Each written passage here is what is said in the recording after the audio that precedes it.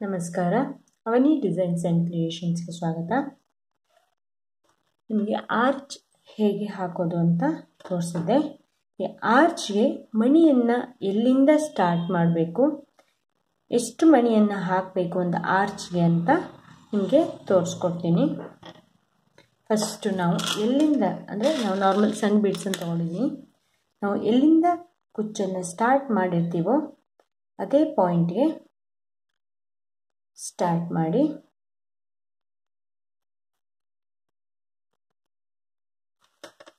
ಇಲ್ಲಿ ಕುಚ್ಚು ಹಾಕೋಕ್ಕೆ ಜಾಗ ಇದೆಯಲ್ಲ, ಆ ಜಾಗಕ್ಕೆ ಬೇಕಾದರೆ ನೀವು ಲಾಕ್ ಕೂಡ ಮಾಡ್ಕೊಬೋದು, ಇಲ್ಲ ಇಲ್ಲಿವರೆಗೆ ಚೈನ್ ಬೇಕಾದರೂ ಹಾಕ್ಕೊಬೋದು.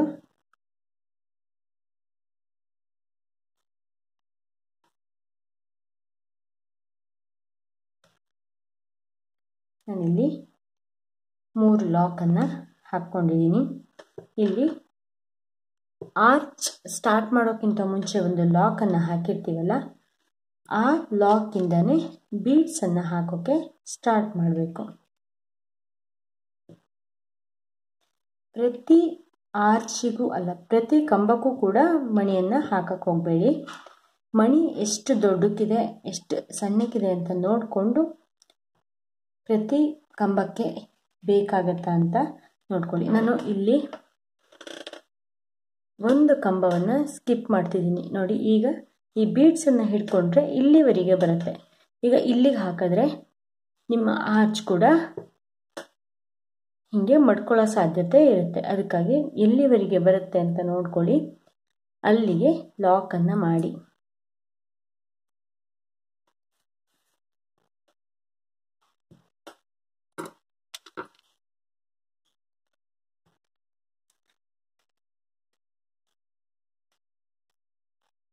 ಮಣಿ ಎಲ್ಲಿವರೆಗೆ ಬರುತ್ತೆ ಅಂತ ನೋಡಿಕೊಂಡು ಲಾಕ್ ಮಾಡಿ. ಪ್ರತಿ ಕಂಬಕ್ಕೂ ಹಾಕಬೇಕು ಅನ್ನೋ ಯಾವ ರೂಲ್ಸ್ಗಳು ಇಲ್ಲ. ಪ್ರತಿ ಕಂಬಕ್ಕೆ ಹಾಕಿದ್ರೂ ಕೂಡ ಸಣ್ಣ ಮಣಿ ಆದರೆ ಅಡ್ಡಿಲ್ಲ, ಸಣ್ಣ ಮಣಿ ಅಲ್ಲ, ಇದು ಮೀಡಿಯಮ್ ಸೈಜ್ ಮಣಿ.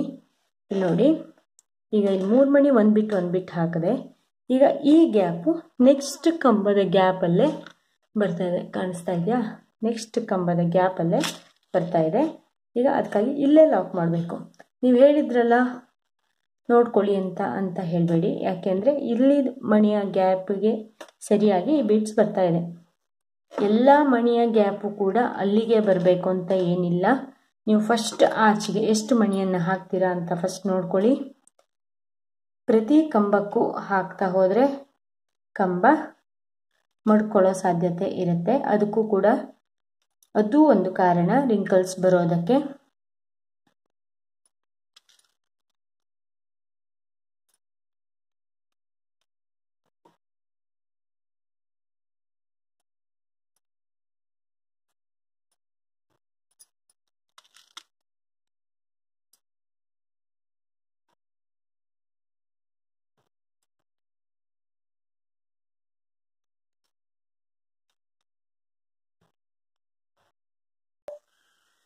ನೋಡಿ, ಇಲ್ಲಿ ಆರ್ಚ್ನ ಕೊನೆಗೊಳಿಸಿದ ಲಾಕ್ ಇತ್ತಲ್ಲ, ಕಾಣಿಸ್ತಾ ಇದೆ ಅಲ್ವಾ?